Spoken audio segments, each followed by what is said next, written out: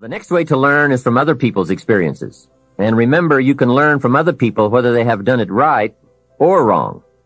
You can learn from negative as well as positive. One list of human stories is called examples. Do what these people did. And the other list of human stories is called warnings. Don't do what these clods did. What a wealth of information. What to do and what not to do. I think it also means, however, that if your story ever gets in somebody's book, make sure they use it as an example, not a warning. There are 3 ways to learn from other people. The first is to listen to the cassettes and read the books by and about people who've accomplished great things. All the successful people I know and work with around the world are good readers. They just read. They are so curious that they are driven to read because they just have to know. It is one of the things they all have in common. Here's a good phrase. All leaders are readers. And they use cassette programs too, especially while they're in the car or during other times when they can't read. Cassettes can help all of us easily pick up new ideas and new skills. Did you know there are cassettes and books on how to be stronger, more decisive, a better speaker, a more effective leader, have a better effect on other people? Become more loving, develop personality, get rich, develop influence, become sophisticated, and people don't use them? How would you explain that? Did you know that hundreds of successful people have written their stories in books and told how they did it on cassettes like this, and people don't want to listen? How would you explain that? The guy's busy, I guess. He says, well, yeah, if you worked where I work, by the time you struggle home, it's late. You've got to have a bite to eat, watch a little TV, and get to bed. You can't stay up half the night and read. And this is the guy that's behind on his bills. He's a good worker, hard worker, sincere. But remember, you can be sincere and work hard all your life and wind up broke, confused, and embarrassed. You've got to be better than a good worker. You've got to be a good reader, a good listener. At least he could hear a good cassette on the way home, right? Now, you don't have to read or listen to educational cassettes half the night. Although if you're broke, it's a good place to start. But here is all I ask, just 30 minutes a day. That's all. Stretch it to an hour if you can, but at least 30 minutes. Half rich isn't bad. 30 minutes. Hear or read something challenging, something instructional, at least 30 minutes a day. And here's the next key. Every day. Don't miss. Miss a meal, but not your 30 minutes. Hey, you can get along without some meals, but you can't get along without some ideas, examples, and inspiration. There's a Bible phrase that says, humans cannot live on bread alone, or food alone. It says the next most important thing to bread is words. Words nourish the mind. Words nourish the soul. Humans have to have food and words to be healthy and prosperous. Make sure you have a good diet of words every day. I told my staff one day, some people read so little they have rickets of the mind. And also remember to properly feed the mind, you must have good balance. Don't just read or listen to the easy stuff. You can't live on mental candy. Here is a thought. Why not call good books and cassettes tapping the treasure of ideas? That's it. Tapping the treasure of ideas, like you're doing with this program. And if somebody's got a good excuse for not tapping the treasure of ideas for at least 30 minutes every day, or spending the money and getting the books and cassettes, I'd like to hear it. Some excuses you wouldn't believe. I say, John, I've got this gold mine. I've got so much gold, I don't know what to do with it all. Come on over and dig. John says, I don't have a shovel. I say, well, John, get you one. He says, do you know what they want for shovels? Hey, invest the money. Get the cassettes and books. The best money you can spend is money invested in your self-education. Don't shortchange yourself when it comes to investing in your own better future. Mr. Schoaf got me started on my library when I first met him. He said to me, become self-educated. Standard education will get you standard results. Check those numbers and see if that's what you want. And if it isn't, if you want something better than standard, you must become self-educated. So I went to work on my library, and I now have one of the best. Shoaff recommended a couple of books in particular to get me started. Now, I had a Bible, that's 66 books, so that was a pretty good start, and my parents saw to it that I had a good study of the Bible. But the first book Mr. Shoaff told me to get was the book Think and Grow Rich by Napoleon Hill. If you don't already have it, it's a great one to add to your library. Earl Nightingale has put it on cassette. The title should intrigue you, Think and Grow Rich. I read it several dozen times. Shoaff said repetition is the mother of skill. And if you could have seen my bank account at the time, you would have known I needed lots of that kind of repetition. Some of the ideas in that book made major changes in my life. As I look back now, the book was worth thousands, and I bought it for pennies.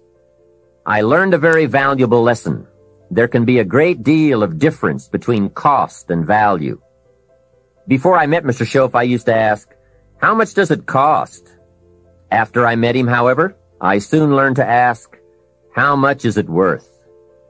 I started basing my life on worth instead of cost, and everything changed. So that was one book he recommended, Think and Grow Rich. The next book he recommended I get was a book on nutrition. Shoaff said, study nutrition. Vitality plays an important part in doing well. Some people don't do well because they don't feel well. It's not that they're not intelligent. It's that they're ill. They don't have the fire and the vitality to do well. So he really got on me about nutrition. Now, some of those health books are a bit weird, but you can separate out the weird stuff. There are cassettes on nutrition, too. Remember, don't be a follower. Be a student.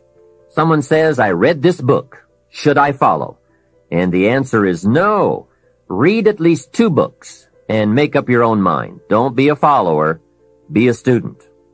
So take care of yourself. There's a Bible phrase that says, many times the spirit is willing, but the body's weak. So you have to work on both. You wake up in the morning and the mind says, let's go get 'em. And the body says, I can't even get out of bed. So work on your health. A person's library of books and cassettes reveals his or her most dominant desires. It's interesting to walk into someone's house and browse through the library. What does your library say about you? So read all the books. Now here's good news. You don't have to read them all at once. Try this, 2 books a week. In 10 years is 1,000 books. If you read 1,000 books in the next 10 years, do you think they would greatly influence all the dimensions of your life?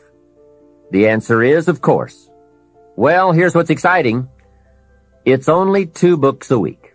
However, I would suggest if you haven't read 2 books a week for the last 10 years, you are about 1,000 books behind. Can you imagine the incredible disadvantage it will be 10 years from now to stride into the marketplace 1,000 books behind? For some confrontations, you won't be a match. And for some opportunities, your knowledge will be too lacking. For some values, your philosophy will be too shallow. Missing skills, missing knowledge, missing insights, missing values, missing lifestyle. It could happen if you don't read the books. Remember, the book you don't read won't help. You can't read too many books, but you can read too few. Now, the next way to learn from others is to listen. Become a great listener. Get around successful people and listen. Listen to what they say, and listen to how they say it.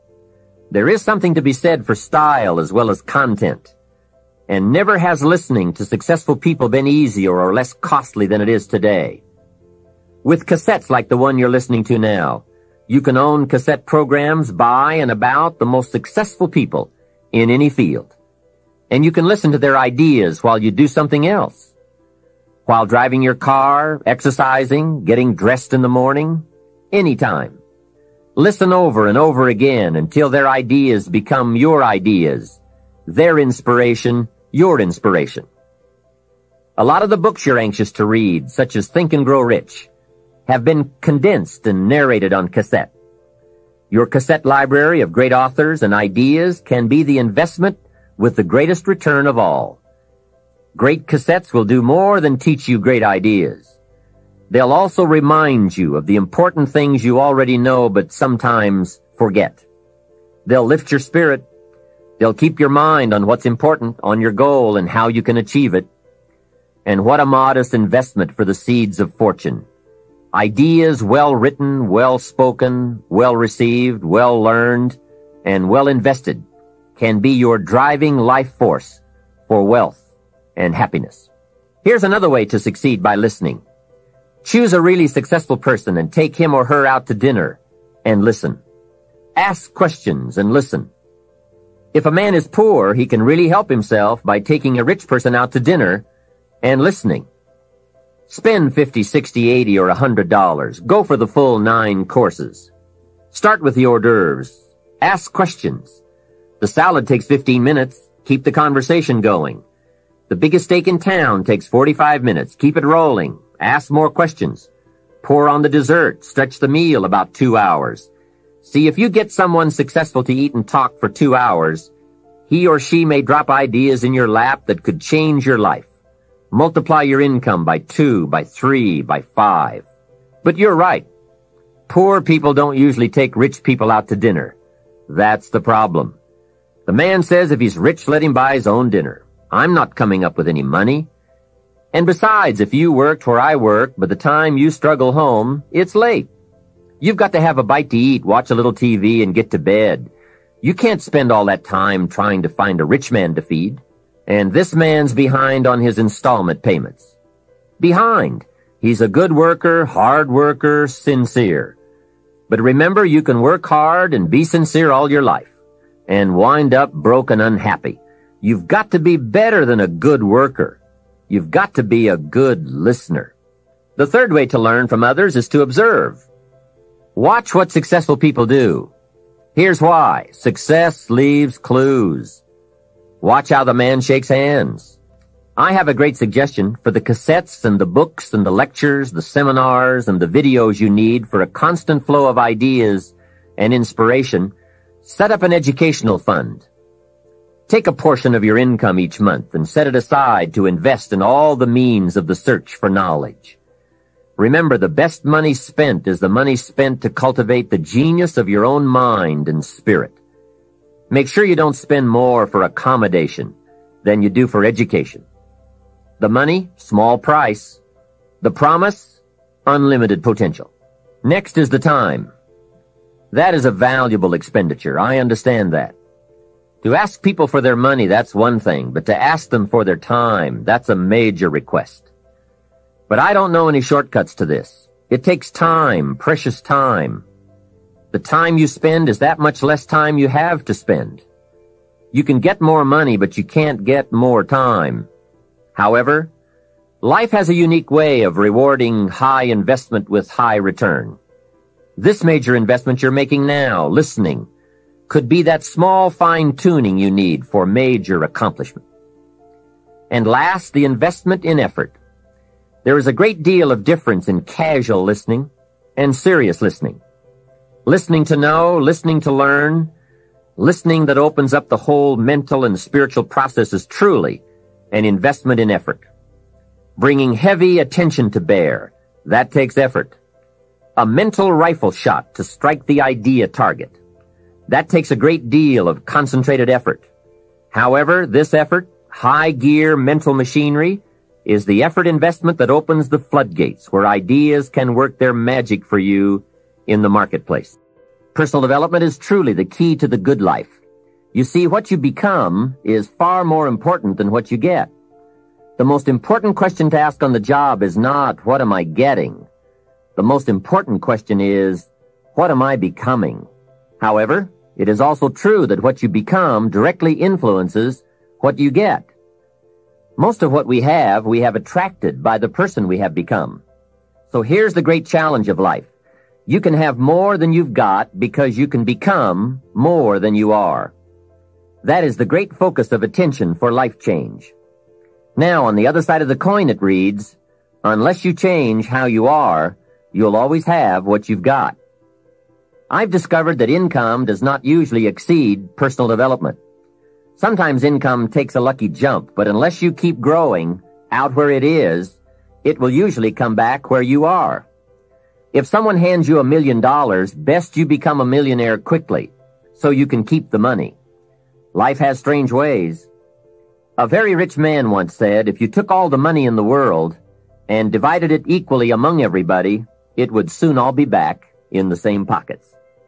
I guess it is hard to keep what you haven't attracted by your own personal development. Personal development, how important. Remember, the major key to your better future is you. That's a sentence with a lot of value. I suggest you put it up somewhere for a while where you can see it every day, just to remind you as you put your day together. I call it the silent seminar. The major key to your better future is you. For a share of my life, I didn't understand the importance of that phrase. Among a lot of things I didn't understand back in those early days. Back then, some things used to puzzle me. I used to wonder why two people could work for the same company and one make twice as much money. Why would one person be paid $2,000 a month and the other person $4,000 if it was the same company, same product, same service, same training, same weather, same traffic? Maybe they were the same age and went to the same school. Wouldn't that be a puzzle? Why would one person do twice as well? Speaking economically, I know there are many ways to do well, but in this narrow area called compensation, what is the difference? What is the difference between $2,000 and $4,000 a month? And I don't mean 2,000. I could figure that out. Well, back then I tried to figure it out best I could. I thought time makes some of the difference. Some people do better because they have more time. I used to say, Harold ought to do well. He's got a lot of time. If I had all of Harold's time, I could do well. Now, that's got to be dumb, right? You can't get someone else's time. A man once said to me, if I had some extra time, I could make some extra money. I said, then you have to forget it. There isn't any more time. Where would you find any? Hey, when the clock strikes 12 midnight, that's about it. It's over. There isn't any more time. If you insist on finding more than 24 hours a day, they will come and take you away. So if we can't get more time, what could we get that would make the difference in economic results? And the answer is value. Value makes the difference. You can't get more time, but you can become more valuable. But you don't get paid for the time. You get paid for the value.